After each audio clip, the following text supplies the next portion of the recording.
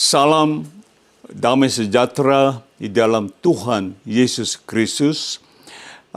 Kami dari Great Commission Gospel Ministry, yaitu pelayanan Injil Amanat Agung, dan kami berlokasi di Los Angeles, California, USA, atau Amerika Serikat. Dan nama saya seperti biasa yaitu Pendeta Cornelius Ritial. Ya, saudaraku, sekali lagi hari ini kita semua akan mendengar firman Tuhan yang akan saya bawakan nanti, yang saya ambil dari Alkitab. Tapi sebelum kita mendengar firman Tuhan, mari kita bersama-sama berdoa. Bapa dalam surga, terima kasih atas hari yang baru yang Kau sudah berikan pada kami pada hari ini. Berikanlah kami hati yang baru, bahkan roh yang baru.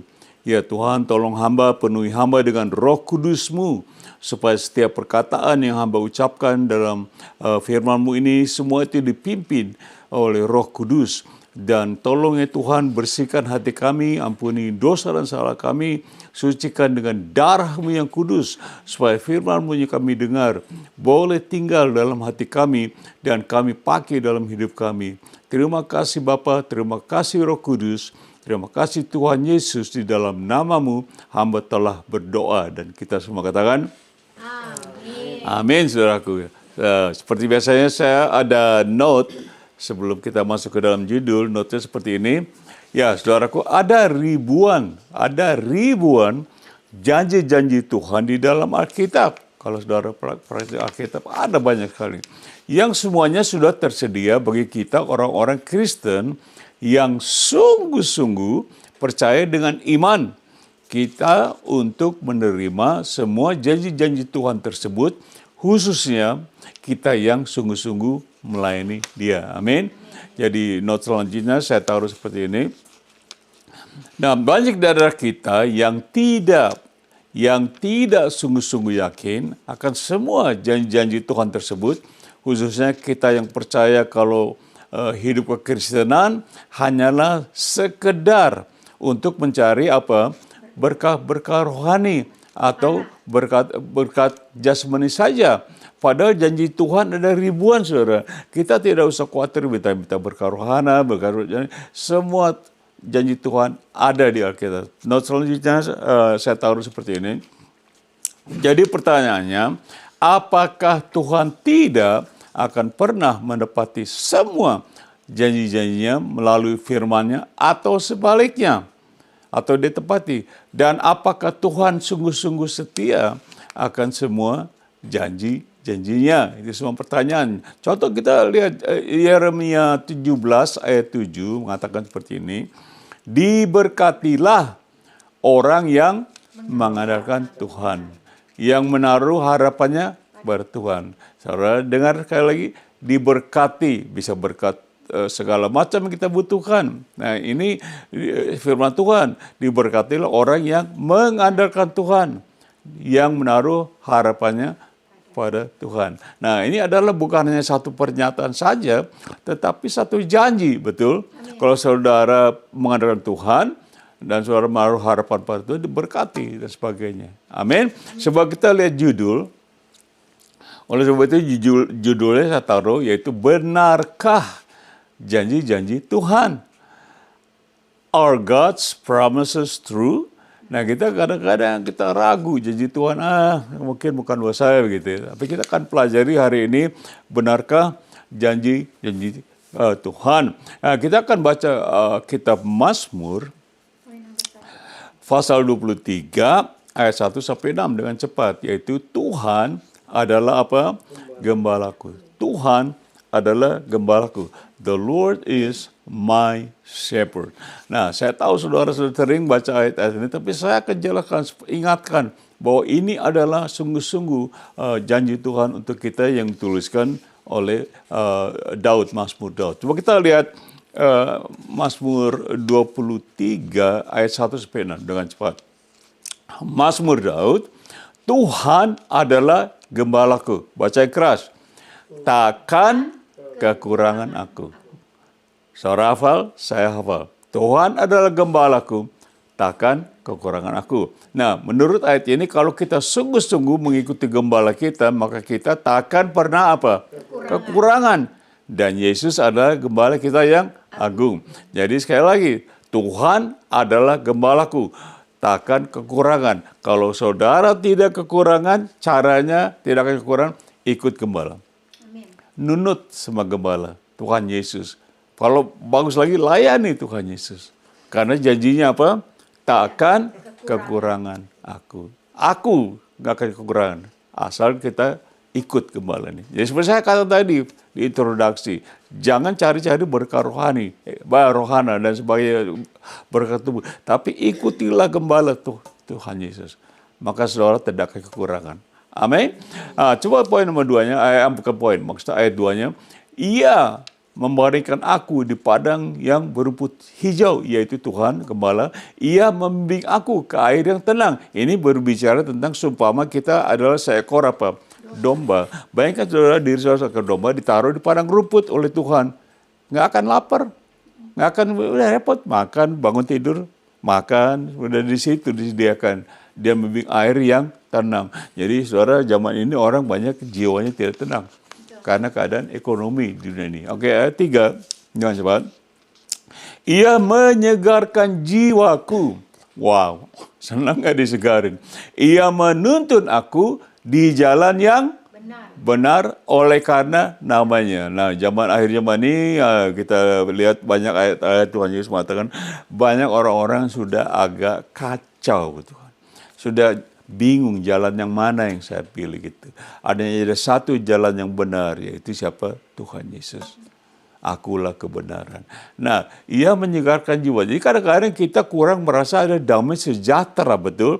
Di hari terakhir ini banyak kita yang merasa kurang damai sejahtera karena akan goncangan dunia dan ekonomi dan sebagainya. Khususnya dalam ekonomi kita sehari-hari. Saya sering hubungi berbicara dengan kawan-kawan di Indonesia. Ya, waduh, setiap ngomong sama saya selalu akhirnya ngomongnya, Pak Ritio, dolarnya mana, uangnya mana, lu sampai ini kok melayani Tuhan kok ngomongnya ke situ gitu ya. Karena apa, saudaraku? Karena kita nggak tenang.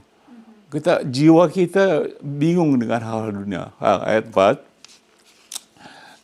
Sekalipun aku berjalan dalam lembah apa? Kekelaman. Aku tidak takut bahaya sebab engkau besertaku dan gadamu dan tongkatmu itulah yang menghibur aku. Jadi cari hiburan bukan di nightclub, saudara. Bukan di tempat-tempat rekreasi. Ikut Tuhan Yesus. Dengan Tuhan dia akan menghibur kita. Percayalah bahwa gembala kita yang agung selalu menyertai kita bahkan sampai akhir zaman, firman Tuhan. Jadi dikatakan dia akan terus menyertai kita. Kita tidak takut akan segala macam bahaya. Coba Indonesia dengan cepat, kita tidak mana habiskan waktu di sini. Ayat 5, engkau menyediakan hidangan, bagiku di hadapan lawanku. Engkau mengurapi kepalaku dengan minyak. Pialaku penuh melimpah. Artinya apa? Paulus menulis seperti ini, Tuhan. Allahku akan memenuhi apa? Segala keperluanmu menurut kekayaannya dan kemuliaannya dalam Kristus Yesus. Saudara baca Filipi 4:19, dikatakan engkau akan menyediakan hidanganku. Nah, Paulus bilang, Allahku akan memenuhi segala keperluanmu, mau makanan, mau hidangan, segala macam. Oke, ayat 6 seperti ini. Kebajikan dan kemurahan belaka akan apa? Mengikuti aku berapa lama? Seumur hidupku, artinya sangat luar biasa sekali. Ini seumur hidup diikuti dengan kebajikan. Dan aku akan diam dalam rumah Tuhan sepanjang masa. Artinya saudara mau ke gereja, saudara mau seumur hidup, jangan bersekutu, jangan tinggalkan ibadah. Bersekutu sepanjang masa, saudaraku. Karena apa? Kebajikan dan kemurahan mengikut kita, baru kita tinggal di rumah Tuhan. Bukan sebaliknya, orang bilang kalau kamu tidak ke gereja, kamu nggak diberkati Tuhan. Ayat ini tidak bilang itu, saudara. Kebajikan kemurahan akan ikut kita seumur hidup kita dan kita akan diam di rumah. Coba note-nya kita baca seperti ini. Pertama-tama, hal ini sedang menjadi suatu permasalahan di antara banyak kita umat Kristen. Yaitu kita sudah sangat hafal ayat-ayat ini. Khususnya di ayat 1 itu tadi, Tuhan adalah gembalaku, takkan kekurangan aku. Kita sudah hafal, saudaraku. Tetapi pada prakteknya tidak demikian. Kita boleh koreksi diri kita sendiri. Next, kita taruh seperti ini. Kedua, banyak kita tidak sungguh-sungguh percaya kalau firman Tuhan berkata kebajikan dan kemurahan belaka, ayat itu artinya apa? Perlindungan dan kecukupan dari Tuhan akan mengikuti aku berapa lama? Seumur hidupku, artinya selama. Kita kurang percaya ini, saudara. Kurang, artinya kita tahu itu kurang beriman. Oh, aku nggak usah khawatir dong. Ya tidak usah khawatir. Tuhan pelihara. Amin. Tepuk tangan buat Tuhan, gembala yang baik. Poin nomor 2. Poin nomor 2 itu 100 kali lipat. 100 kali lipat, 100-fold. Ya, kita berbicara soal janji-janji Tuhan. Oke, kita akan baca Matius.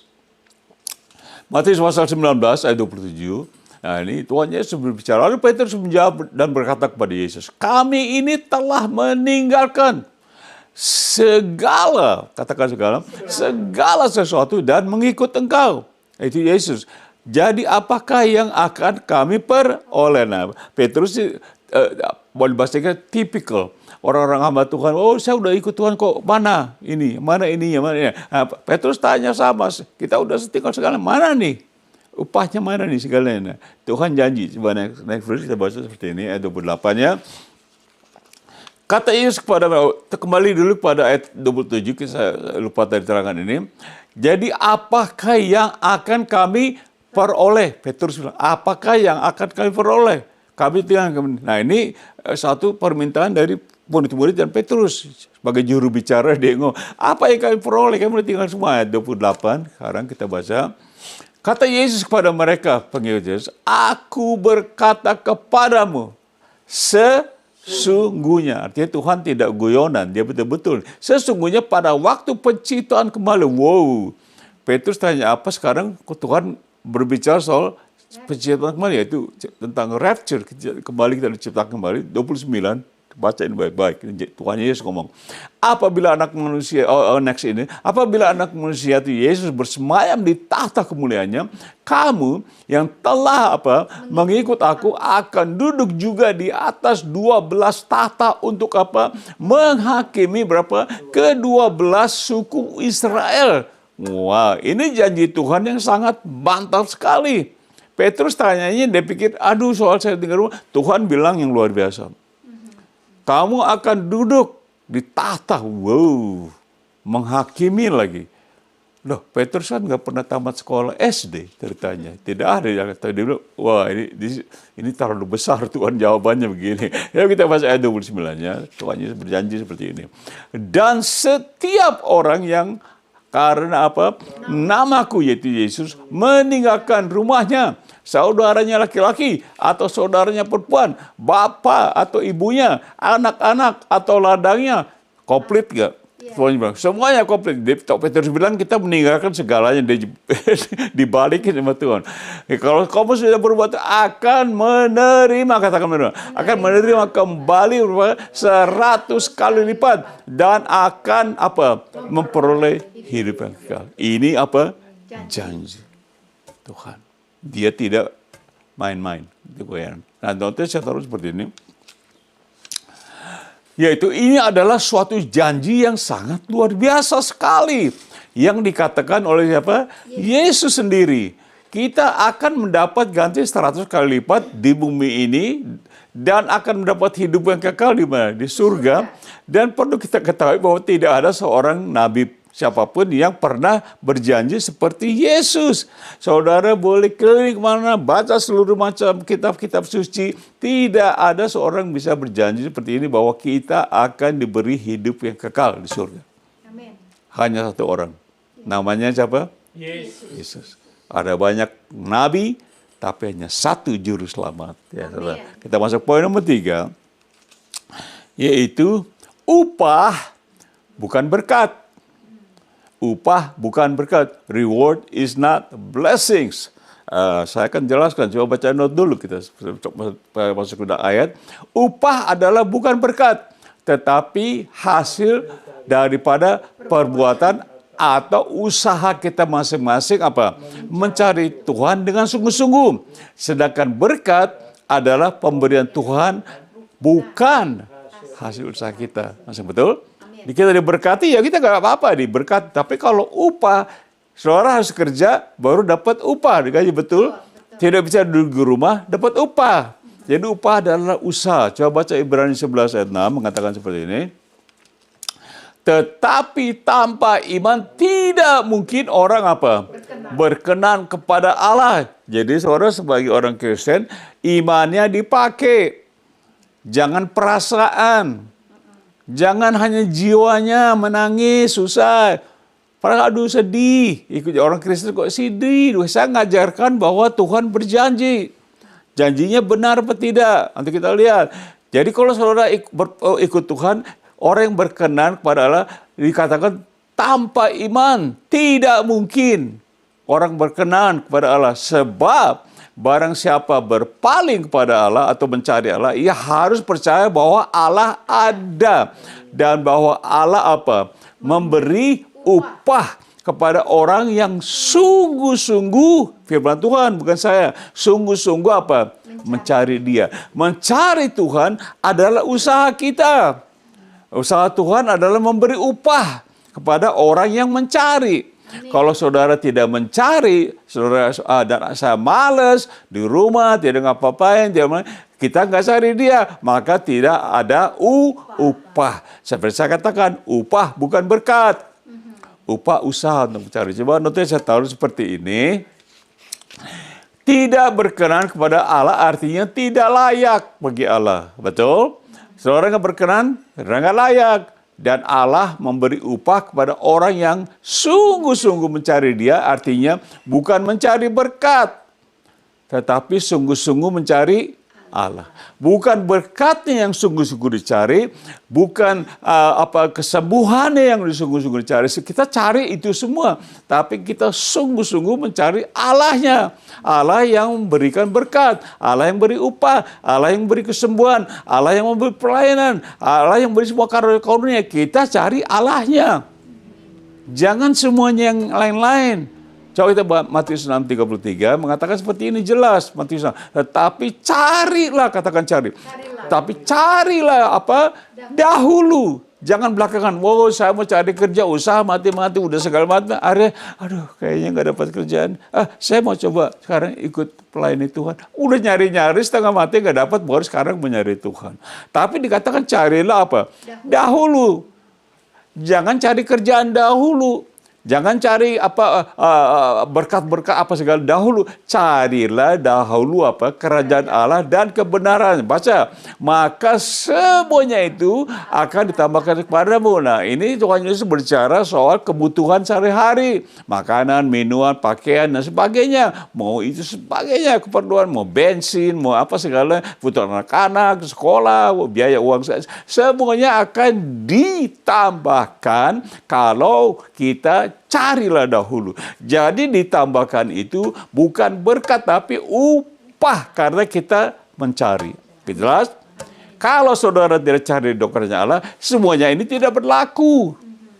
Tuh, jadi saya katakan bedanya. Upah bukan berkat. Berbeda. Coba kita baca notnya seperti ini. Untuk ditambahkan makanan, minuman, dan pakaian yang kita sehari, seperti saya katakan tadi, maka kita harus mencari dahulu. Bukan kedua, dahulu kerajaan Allah dan apa? Kebenarannya, dan semuanya ditambahkan kepada kita adalah sebagai upah atas usaha kita untuk mencari dahulu kerajaan Allah dan kebenarannya. Seperti saya katakan tadi, kalau Anda tidak mencari kerajaan Allah dahulu, ini tidak berlaku. Ini perkataan Tuhan Yesus, bukan saya hanya menyampaikan. Ini maksudnya, ini artinya saudara dan saya harus mencari dahulu kerajaan Allah. Seperti tadi kita katakan, Tuhan adalah gembala yang baik, kita harus ikut Dia. Kalau enggak berlaku semuanya. Amin. Kita berselesai, saya ada 5 poin hari ini, kita masuk poin keempat. Renungkan firman Merenungkan firman. Meditate upon the word. Meditate the word. Mazmur 1 ayat 2 dan 3 mengatakan ini, saudara hafal, saya hafal. Tapi apakah kita lakukan? Dikatakan, tetapi yang kesukaannya, katakan sukaannya. Yang kesukaannya, kedoyanannya, kegemarannya, itu kesukaan. Yang benar-benar, aduh, gua demen, bahasa Jakarta. Gua demen banget gitu. Gua suka gitu ke orang Jakarta. Saya orang Jakarta. Yang kesukaannya ialah apa? Taurat Tuhan, itu firman Tuhan. Dia suka firman Tuhan. Dan yang apa? Merenungkan Taurat, merenungkan firman itu kapan? Siang dan malam. Bukan, aduh, lagi susah baru ingat, oh firman Tuhan apa? Lagi bingung, bukan.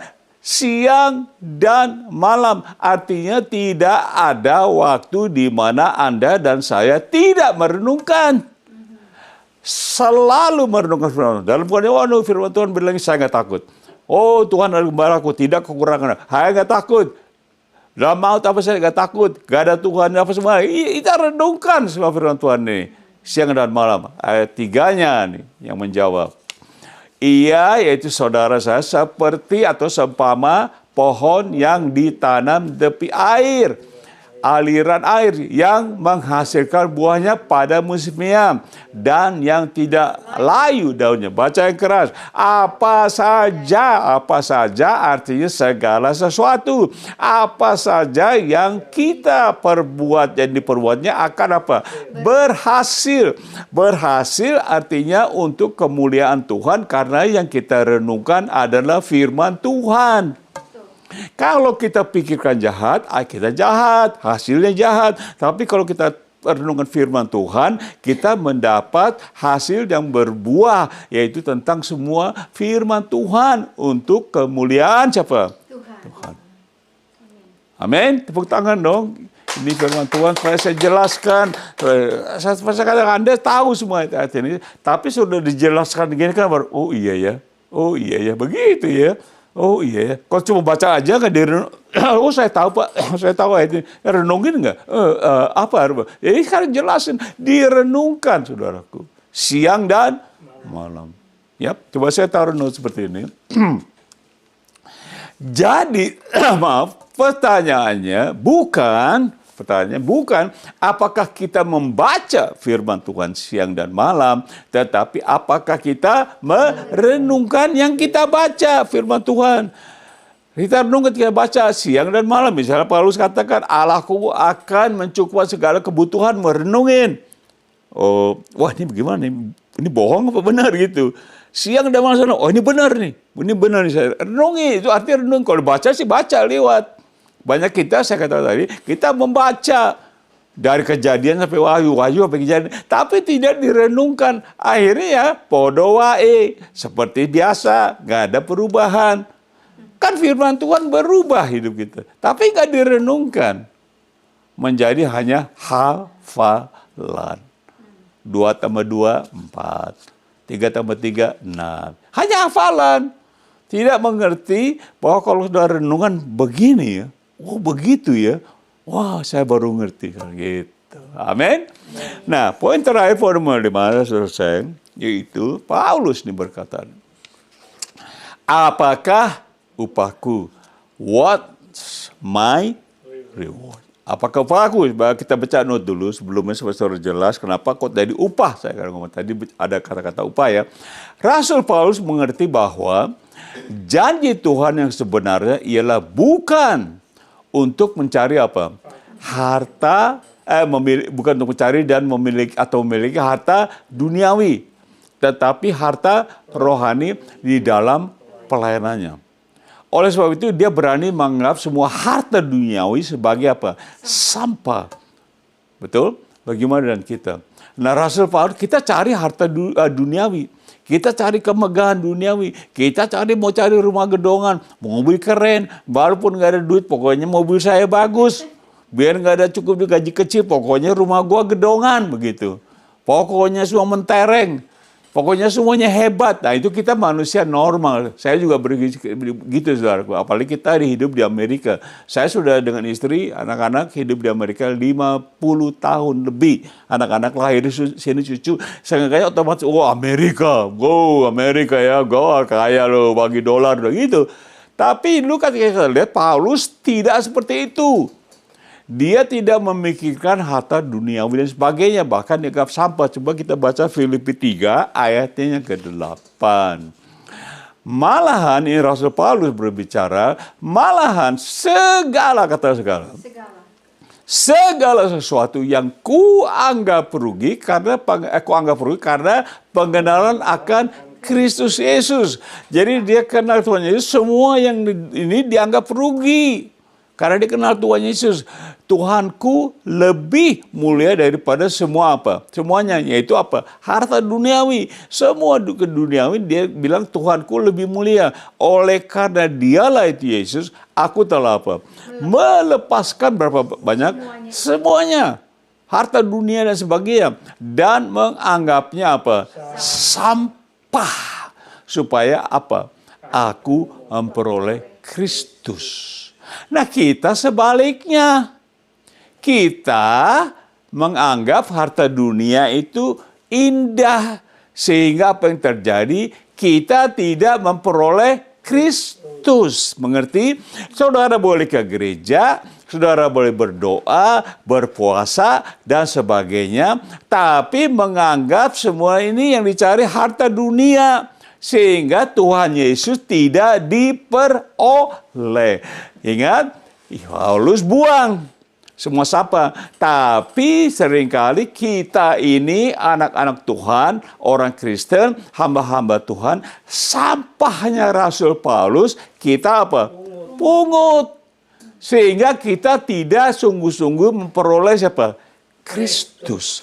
Karena Tuhan Yesus tidak bisa dibandingkan dengan harta duniawi. Karena firman Tuhan mengatakan, kalau tidak salah, di kitab Mazmur 24 ayat 1, Allahku memiliki dunia ini serta segala isinya. Berarti dia sangat kaya. Nah, Paulus mengerti. Dia cari peroleh Kristus. Kalau dia memperoleh Kristus, berarti dia bersama-sama Kristus Aduh, saudara ngerti. Seperti tadi Tuhan Yesus katakan, kalau kamu ikut aku, kamu akan duduk di atas tahta 12 tahta ini. Itu bukan dongeng. Itu janji dari Tuhan Yesus. Dan Tuhan Yesus, saya tahu, Anda tahu, dia tidak pernah Saudara tahu. Amin. Tepuk tangan, silakan. Saya tidak marah, saudara. Saya tidak menuduh. Saya hanya mengajar. Supaya saudara diberkati oleh Tuhan Yesus, saya juga diberkati oleh Tuhan Yesus. Amin. Nah, kita lihat notnya seperti ini. Setelah Rasul Paulus bertobat, dia tidak menggantungkan seluruh hidupnya dan pelayanannya kepada apa? Harta duniawi. Dia tidak begitu.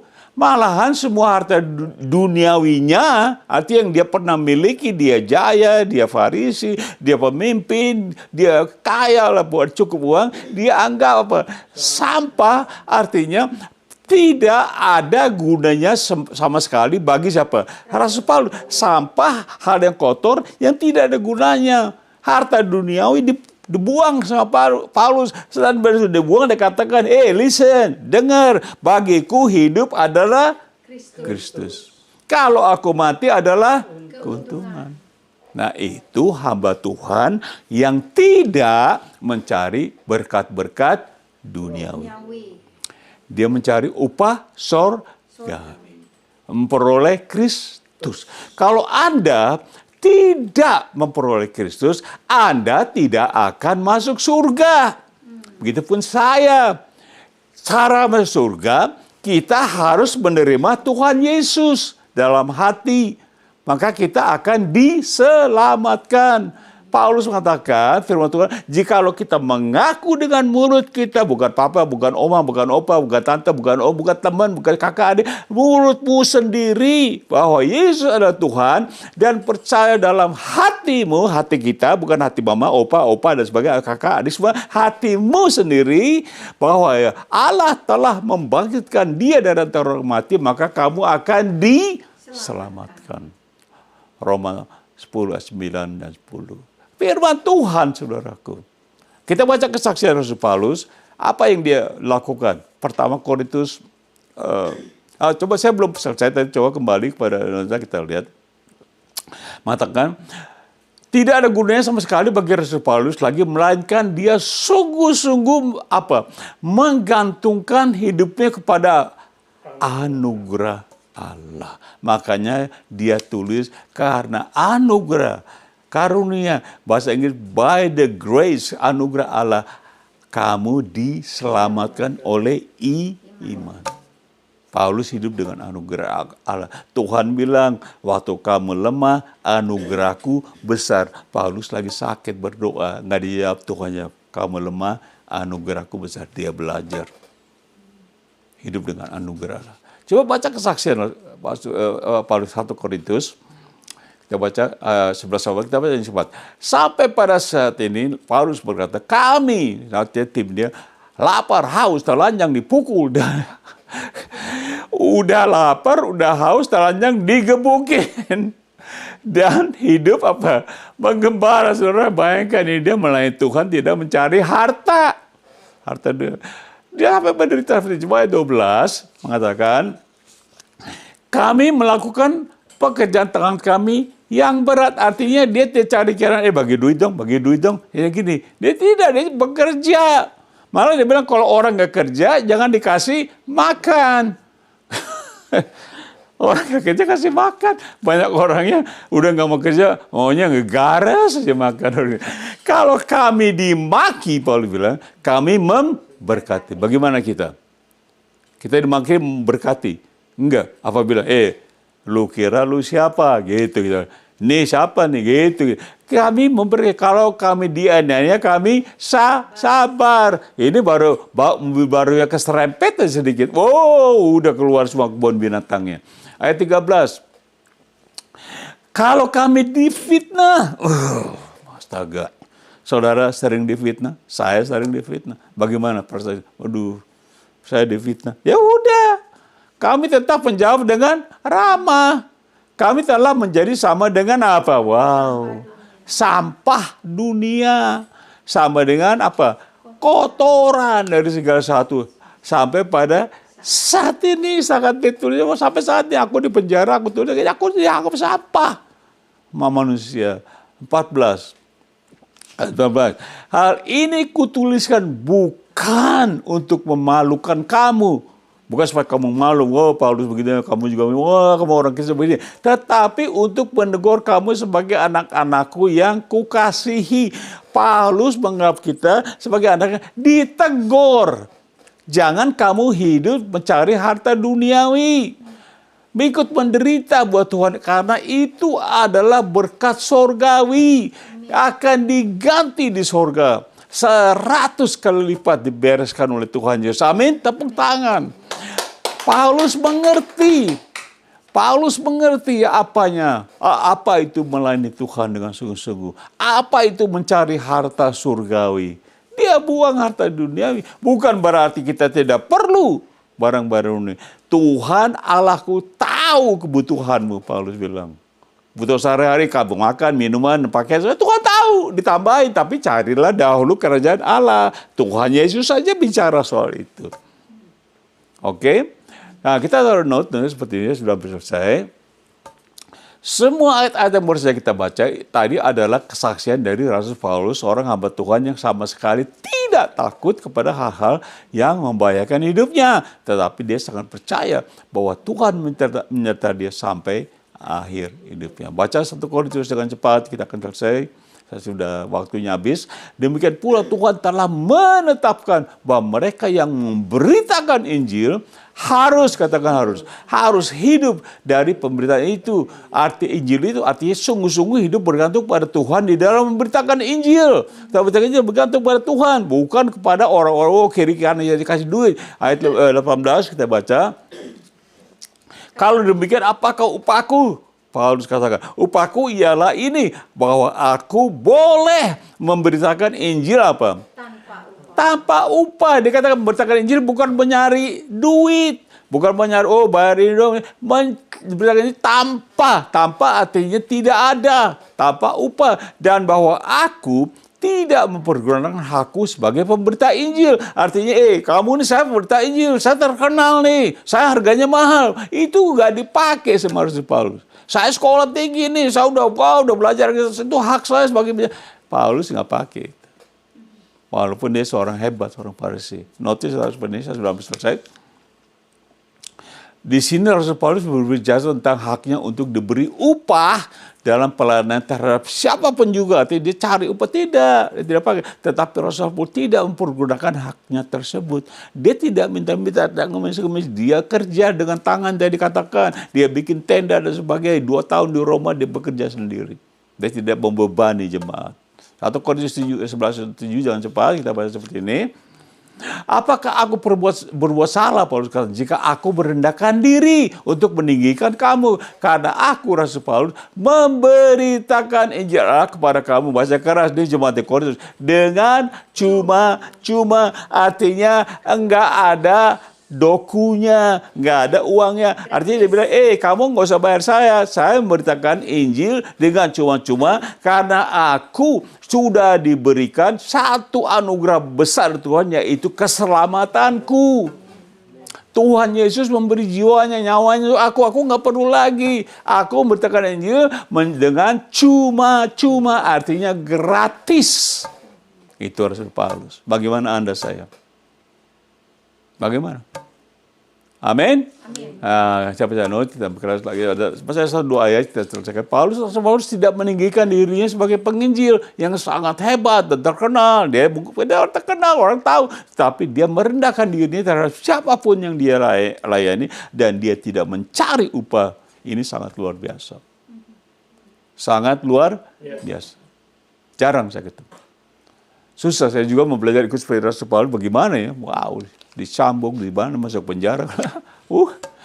Ya, amin. Seperti kita baca ringkasannya.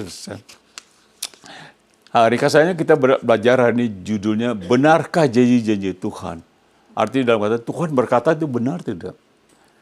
Nomor 1 poin tadi kita belajar, Tuhan adalah gembalaku, ingat, tidak kekurangan aku dan sebagainya. Tuhan Yesus kita akan diganti berapa? 100 kali lipat dan hidup kekal. Dan tadi kita belajar upah bukan berkat. Upah yaitu karena kita bekerja mencari, renungkan firman. Berapa lama? Siang dan malam. Bukan cuma baca doang, direnungkan. Terus Paulus tadi kita baca Paulus, apakah upahku? Paulus katakan. Amin. Ya, Dan sebagai kata penutup, aplikasi. 1, apakah Anda sungguh-sungguh percaya dan yakin atas seluruh janji-janji Tuhan di Alkitab? Anda jawab sendiri, saya tahu. 2, aplikasi, sebagai seorang Kristen, apakah Anda merasa telah menerima janji-janji Tuhan di dalam hidup Anda? Dan kalau belum, mengapa belum? Saudara, Anda berpikir. Amin. Nah, kata penutup saya taruh seperti ini, yaitu, benarkah janji-janji Tuhan khususnya terhadap seluruh orang-orang Kristen yang melayani dia? Amin. Katakan amin. Dengan itu saya akan berdoa, saudaraku. Doanya seperti ini. Kalau saudara masih ragu akan semua janji, saya akan tolong. Ya, jika dikatakan dengan iman, kita percaya. Kita harus dasar, tanpa iman kita tidak berkenan. Dalam doa nggak berkenan. Dalam ibadah tidak berkenan, apalagi dalam pelayanan. Tanpa iman tidak berkenan. Kita akan berdoa dengan saudara, ulangi doa saya, oke? Nah, kita berdoa. Tuhan Yesus, terima kasih atas firman-Mu. Tolong saya, Tuhan Yesus, supaya saya sanggup sungguh-sungguh percaya pada semua janji-janji Tuhan. Supaya saya bisa pakai dalam hidup saya. Hari ini, kalau saya belum yakin, saya akan masuk surga. Saya akan berdoa, Tuhan Yesus. Ampuni dosa-dosa saya. Saya membuka hati saya, menerima Engkau sebagai Tuhan dan Juru Selamat saya. Bentuk hidup saya menjadi sesuai dengan kehendak-Mu. Di dalam nama-Mu Tuhan Yesus, saya sudah berdoa. Mau katakan? Amin. Amin. Nah, saya akan berkati saudara, mari kita semua angkat tangan kita. Kiranya kasih Bapa, segala anugerah dari Tuhan Yesus, persekutuan, bahkan kuat kuasa di dalam Roh Kudus, dan semua cinta kasih Tuhan, semua berkat-berkat sorgawi dari Tuhan turun atas kita, dan kita dipelihara oleh Tuhan dari sekarang ini sampai selama-lamanya. Di dalam nama Tuhan Yesus Kristus. Semua katakan, amin. Amin, saudaraku, terima kasih.